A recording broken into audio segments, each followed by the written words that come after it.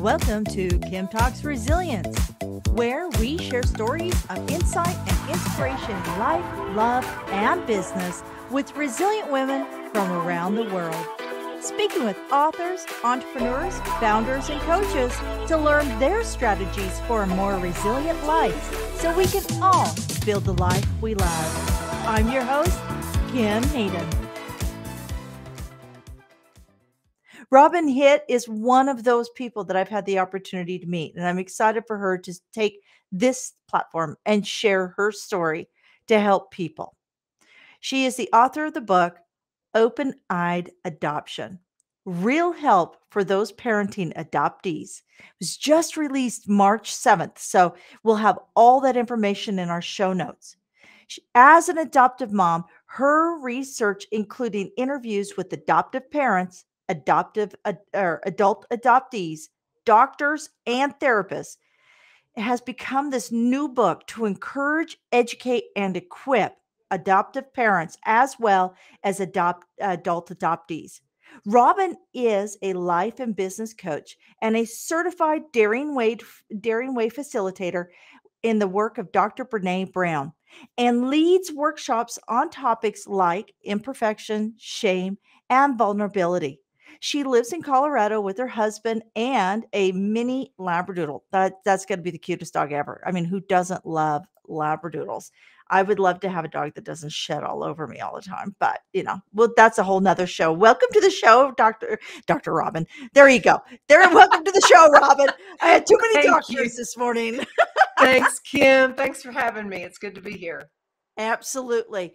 We're going to edit this little piece here out real quick. Can you go up and touch your gain again, or have your husband see if we can touch that little thing just a little bit, turn it down a little bit? I wish I knew what gain. Okay, come back. And just touch the gain, bring it down just a wee bit more. Okay. I should have looked to see what the gain was. I didn't know what the gain was. And I know. It's all these guys. Thank goodness we all have husbands roaming around and adult sons who know everything. I'm touching things, but I don't know what a gain is. Yeah, it's a little knob. It's a little knob. When he comes in, don't worry about it. We'll just keep kind of rolling. Okay. Can you touch the gain again, please?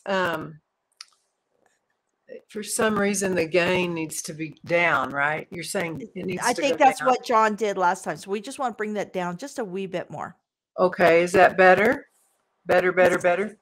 It's getting better. It's getting better. Maybe bring it down just a wee bit. Where is the gain? Okay, the bottom one. Okay, now I know what a gain is.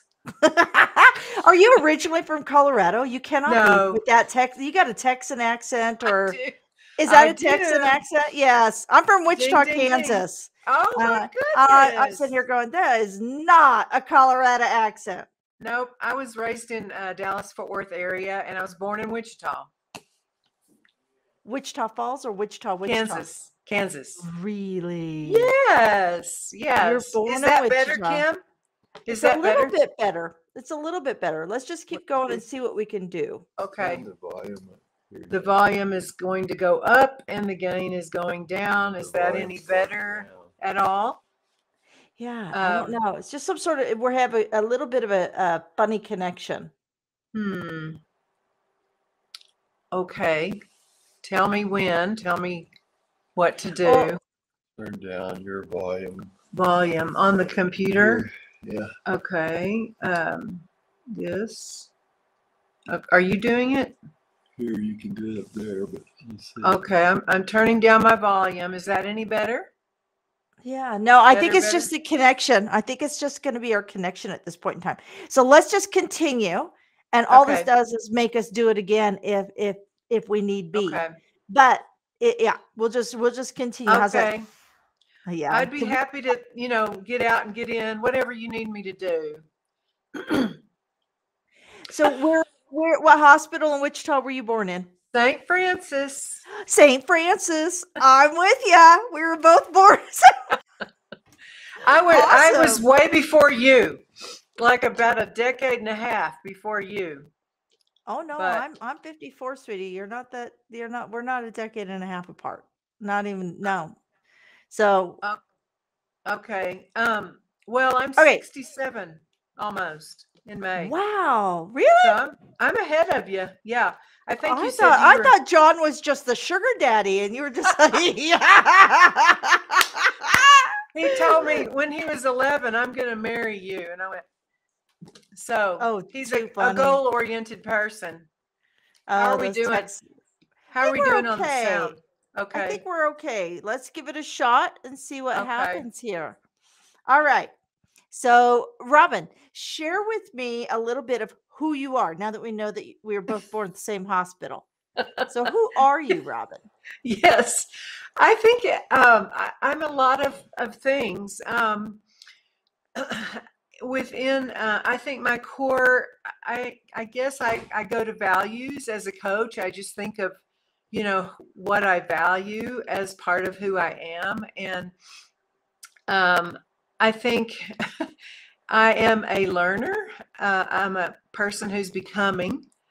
I'm a person who loves pretty fiercely, relational, very relational. And yeah, I always have to remind myself to be courageous. And I think that's what drew me to the work of Dr. Brené Brown, because I think I was pretty timid growing up, but because I like to learn and become, I think that's kind of where I've landed, just reminding myself, go for it.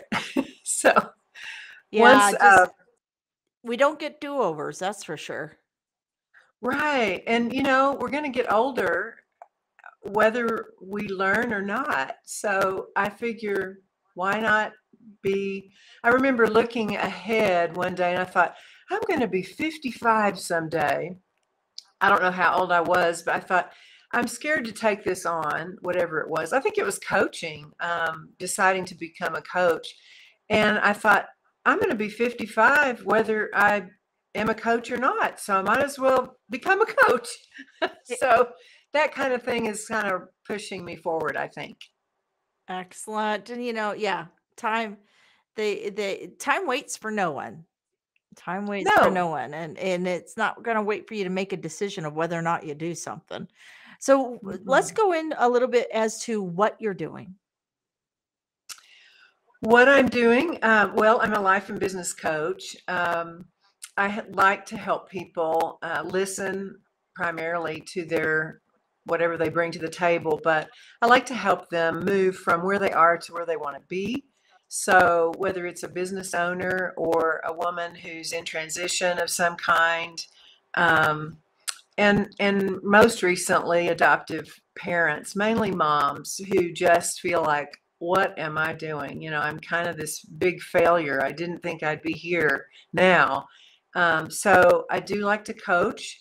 I do love to do workshops around things like vulnerability, resilience, and courage, shame, that kind of thing that we all find ourselves in at one time or another. So love to do that. I like to co-labor with a therapist friend of mine, colleague, and we do it together mostly, although I've done them by myself. But we like the energy that, we feed off of each other. And then most recently, I've become an author. I have a book published on adoption. So those are the things I do. Have you Professionally? have you gone through the adoption system yourself, the program? Have you adopted? Yes. Okay. Yes, I'm an adoptive mom. We adopted when our babies were infants, 2 days old and 5 days old, respectively. And so, yes, we've raised adoptees. And although I never called them that. yeah, It's sort of weird. Put that on them. Exactly. It's like, yeah, They're our children. I think it's a hard one because I had a friend when I was growing up who was adopted, and from birth, and it was a totally different, almost dialogue in her head, Right. right? It was like, Yep. as she got older or more aware of what she was doing or how she was doing it, she would look around and she goes, is this something from learned behavior, or is this something, from like a genetic, right? And Right. Yeah. Nurture. nurture and nature. So, Nature. and Yeah. is that a common dialogue inside the head of an adoptee child as they're growing up? And how does that affect the home? I would call that a monologue. And yes, I think so. Because unfortunately, they didn't share that kind of stuff with me. And so it was a monologue, and I couldn't reach a monologue. If they would have opened up and said some of those things, I probably would have, well, I know I would have been alerted to it, first of all. But many things I found out years later that they were grappling with, I had no idea, because I had we never gave birth to any children. I didn't have a practice run, so I didn't know that there were any differences between adoptees and biological kids. So I think that's what prompted me to look around when I started seeing these things sort of unravel before me. Because at first it was the perfect family, loved everything about it. I homeschooled for probably till 8th grade. And then because I just wanted them near me, and my husband was an airline pilot, so we traveled a lot, and I loved learning as we traveled, and I loved the influence that we could have on them, and just the family culture that we made and created and kept going for a long time. So that was our world. And I had no idea what was going on in their head. And I don't really think a lot was, probably until they went to school and heard other kids and, started interacting. I think that's The when peer influence. Yeah. questions really came up, because in our case, they were domestic Caucasian adoptions at birth. So in other words, they didn't come through the foster care system. They didn't have anywhere else that they had lived, no other prior experience except in the womb. So for that reason, I thought, there's no trauma and there's nothing to deal with. They're just our babies, and we can go home and make a life, and everything will be great. We'll just love them to death, which we did. But things started unraveling. We saw the teenage angst, and I just chalked it up to, hey, I was a really rebellious teenager myself, so nothing to report. This is normal. And while a lot of that maybe could be true, there was something much more going on inside of their hearts, which they couldn't even articulate. I don't think there was room to talk about it, because I just, there's nothing to report. So I didn't know to go and ask a lot of questions. I just, carried on. So yeah, I have 3 children, and each child is incredibly unique. Like, they're all different from each other, right? So there Yes. isn't just like everybody's like this, everybody's like that.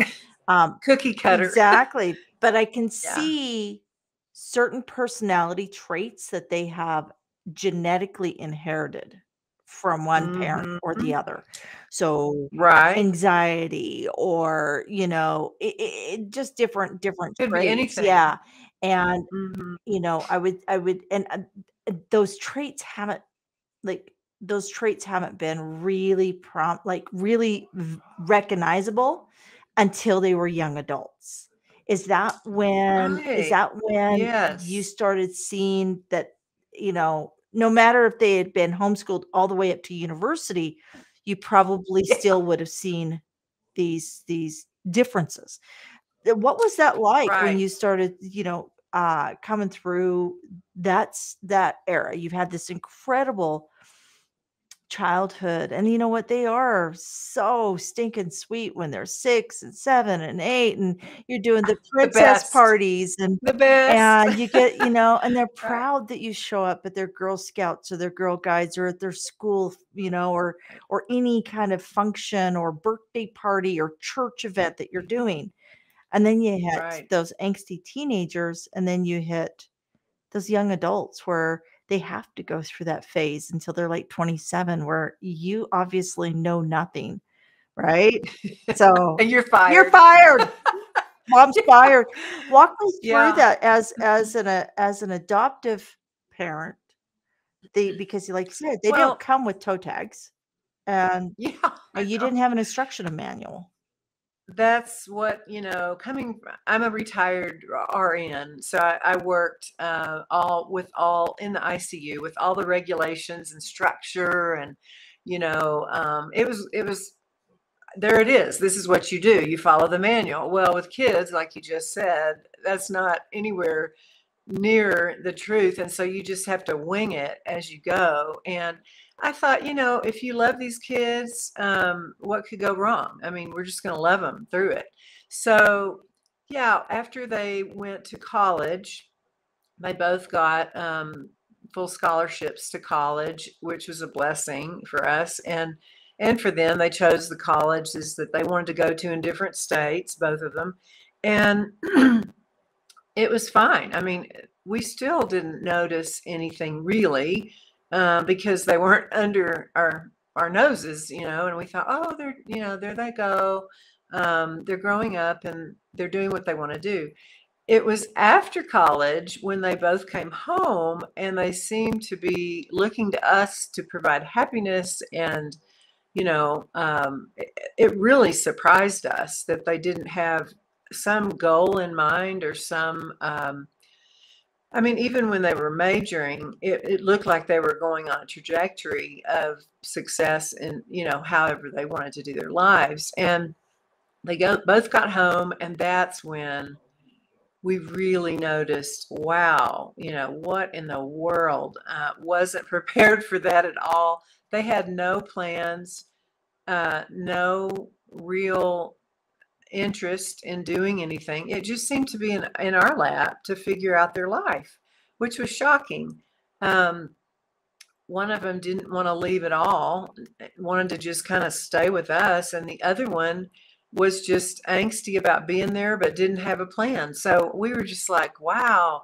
And then one of them got into this really scary relationship with a guy from another country and who was visiting, and that just scared us to death. He had, without getting too personal, it wasn't good. It just was not a good situation. And so had a bad breakup, and sort of, we were instrumental in trying to make that happen, threw ourselves under the bus, so to speak, just because we were scared for our daughter. And anyway, after that, I just kind of, our relationship with that daughter was very tenuous, and my heart was broken. I was like, I don't even know what we do now.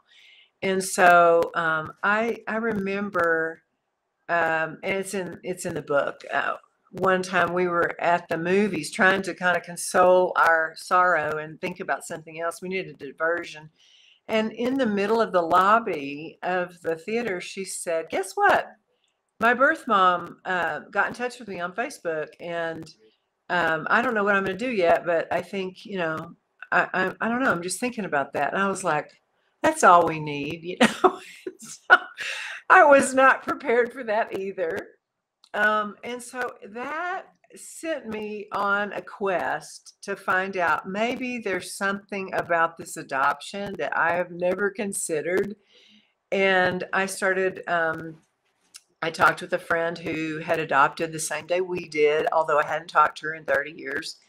And she said, oh, we need to talk. So that was the beginning of my research. And I found out a lot I didn't know. Wow. And would you say that's like a moment of resiliency for you? That moment where it's like you could have either curled up and said, I did everything the right way. I was the best mom ever. I gave the best house ever. Why is this happening? That is one avenue. That is one avenue. And the reality is that is most people's path. Yeah, I think I did that first. To be honest, I just kind of crumpled up and cried a lot and just went, what did I do wrong? I didn't feel like a great mom at that moment. I just thought surely it was something that I did that was horribly wrong. And so, yeah, it took me a while actually to feel like I was a good mom. And that was the resilience of it.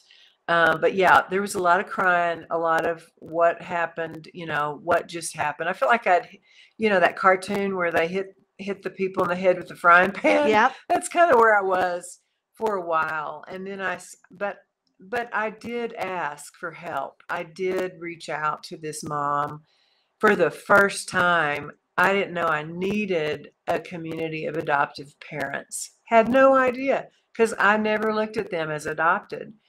There was just not really any room in our hearts or in our home to talk about adoption, because that's how much I didn't think of them as being adopted. I thought of them as ours completely. But what I didn't know, and I know now, is there will always be an adoption triad. There is a birth mom, there is a child, and there is an adoptive mom. Always. I mean, you are continually connected, whether you want to be or not. And now my heart is so different toward both of their birth moms than it was. I felt, and I know this is very common because I've interviewed a lot of adoptive parents, I felt so threatened by that, because here I was being the mom, and what was my place? What was their place? And for years, I just didn't, it was kind of like this part of the triangle was just kind of forgotten. Like, I don't want to talk about that because I'm the mom here. And it's embarrassing, but I think it's real, especially after talking with so many adoptive moms. There just is such a threatening feeling for adoptive parents. So get that out there. Yeah. And just, I've met both of their birth moms and love them. Wish we could be together more. I wish I could do it over, but I want to tell other people, please, see this as valid, because it is. It's always in their heart. So what can a reader expect from your book, Open-Dyed Adoption? I wrote it for the adoptive mom because I had felt such shame at times, and I thought that can't be right. And then all my work with Brené Brown's stuff about what do you do with shame? Well, how do you deal with it?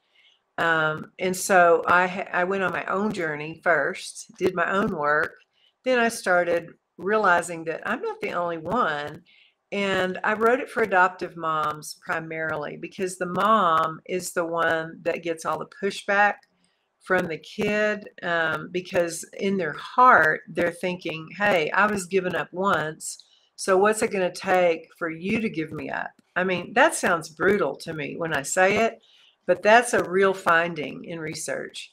And so I wrote it for the adoptive mom to realize, look, you've been a good mom. You've done the brave thing.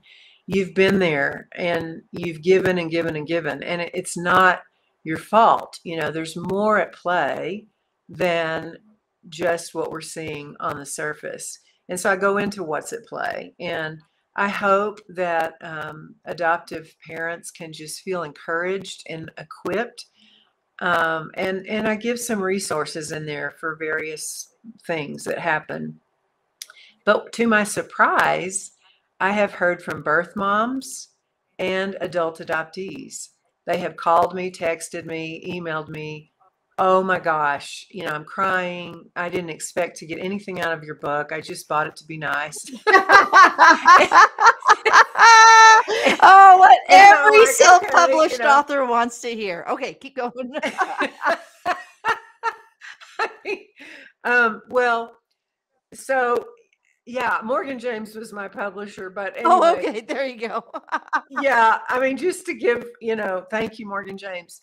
But I was like, okay, that's real. You just bought it to be nice.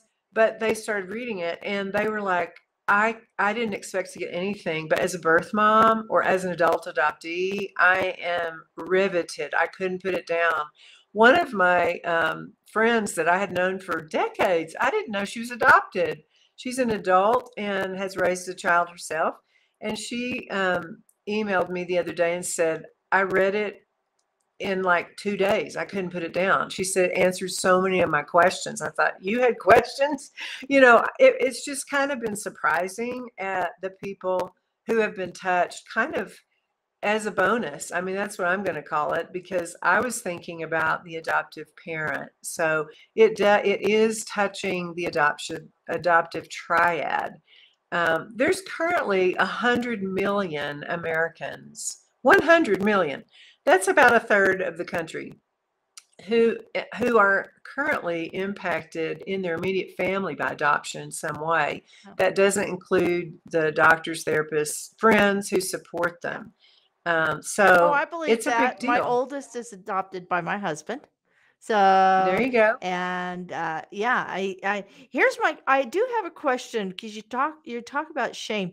Is part of the shame or fear of not wanting to talk about it or directly engaging the adoption aspect, is that associated to a inner self, or maybe the disappointment within one's body? Because I know that a lot of women who go through adoption have already gone through the disappointment of their body letting them down, of their body not doing it. So infertility or whatever, miscarriages, that's a big part of it. I think people who go through infertility are already sort of at a, I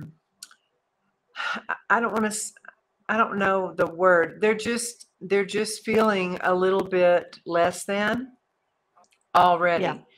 I'm less of a woman. I couldn't do this. I'm supposed to be able to do this and I can't do it. So they might go into adoption thinking this is plan B. Yeah. And that's kind of not a great place to start. You're always trying to prove yourself as a woman, as a mom. So there's always that running in the background. And I would suggest, if I would have known, I would have done this, to get some counseling prior, and sort of work through all that stuff. It's not the fix. Adoption isn't a fix for infertility. No, it's an option, not a fix. Exactly. I get it. I have watched women who have chosen not to have children at all, and then they hit their 50s and 60s, and they go, oh, maybe I should have, I wasn't always going to be 38 and on this great career trajectory. And I've met people who have had a gazillion children and go, why? What was I thinking? And then sounded like a good idea at the time. And then somebody that, when you go through, the adoption, that whole, like, we had to work on our side as to what is the language, because my husband and I have 2 biological children together. But then my oldest, which was the child that came with me, there was this whole piece of, he knew he was adopted. He was 6 years old. And then these other kids come along, right? So how do we ensure that he understands that he has a rightful place within the home, that he is wanted? And so there's a lot of language around that, to where when the kids hit teenage years, the oldest is going, well, at least I was picked. You just happened. I'm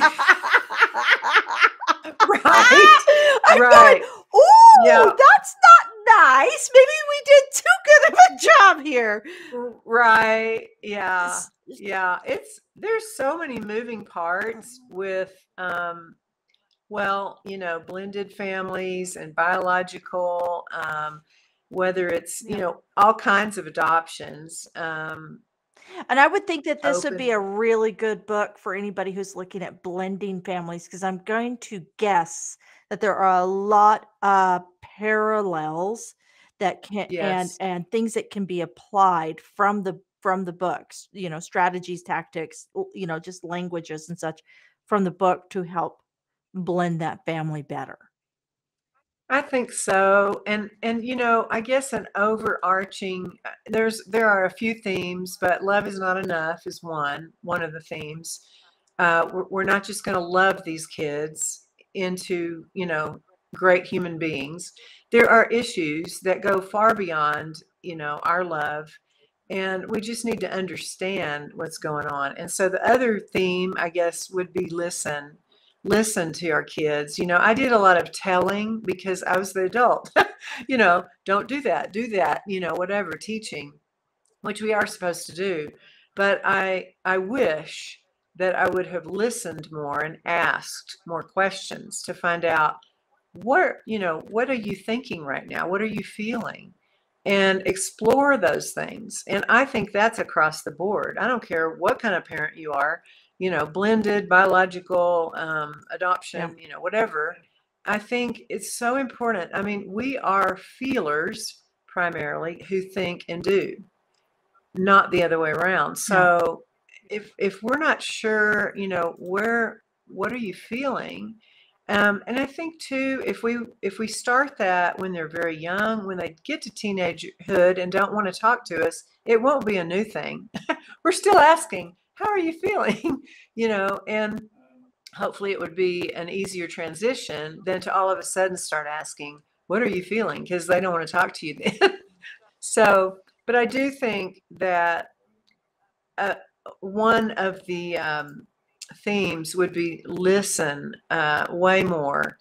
And the older they get, the more important that is, you know, to listen, because a lot of things are going on. I found out a long time ago after it happened, like after my kid got out of college, she told me what happened in 8th grade lunchroom. One of the things was the kids were saying, hey, does that mean if you're bad, they can give you back? And her reply was, I don't think so. And I was horrified, you know, that I didn't know what had happened. And I thought, man, I wish I could go back to that very day and ask her, what happened in the lunchroom today? Any great conversations? But I think we get caught up in the day-to-day life. You know, your lessons are coming, or, you know, did you do your homework, and did you clean the bathroom, and, you know, just all the things. And it's just so important to listen and, you know, be present. Be present. That would be be present. That's the big key right there. yes. Give us your socials. Where can people find you, follow you, and engage you? Yeah, I'm at Hitt Robin on Instagram, RobinHittCoaching on Facebook, and I am RobinHitt.com on a website. On a website. I get it. I know. And can they reach your socials through your website? And where can they get the book? Yes. You can get it at Barnes & Noble, Amazon, anywhere books are sold. It came out March 7th. And yeah, I'm hoping that a lot of people that know people that are adopted, I know there's conversations all the time that are happening, you know, man, my friend needs that. They're really going through it. Well, get it for your friend. Absolutely. So, and you read it too. Absolutely. All righty, Robin, take us out with a quote that inspires you, something that is a kind of a North Star for you. Yeah. I think I put in show up every day, which is good. But I think my quote that I really live by is take courage, dear heart. That's what I live by, really. Take courage, dear heart. Is that from Wizard of Oz by chance? No. You know, I'm trying to remember where it's from, but it just resonates with me because I'm sort of timid by nature, and dear heart is a compassion sentence to myself. Oh, you know, because instead of saying, you know, you stupid idiot, get out there and do something good, you know, which I think is probably more normal, but I have trained and am training myself because I teach self-compassion. And so I'm working it myself. And so take courage, dear heart is a compassionate statement that reminds me to show up and, do what I want to do to impact people. Awesome. Well, being two girls from Kansas, of course, we can't close this show out without a Wizard of Oz quote. Right. Just remember, you've always had the answers within you. We all have the answers within ourselves, Thank you, Glenda the Good Witch. You are correct. We have the answers within us. Until next time, everybody, be good to yourself. Thank you for joining us here today at Kim Talks Resilience. I'm your host, Kim Hayden, and I'd love to invite you to our resilient community at resilientgift.com. That's resilientgift.com, and we'll send you our magazine and tickets for upcoming events and all sorts of cool things we do here. So be sure to keep watching, and you know what? Don't forget to like, subscribe, comment, and share, because we all know that sharing is caring.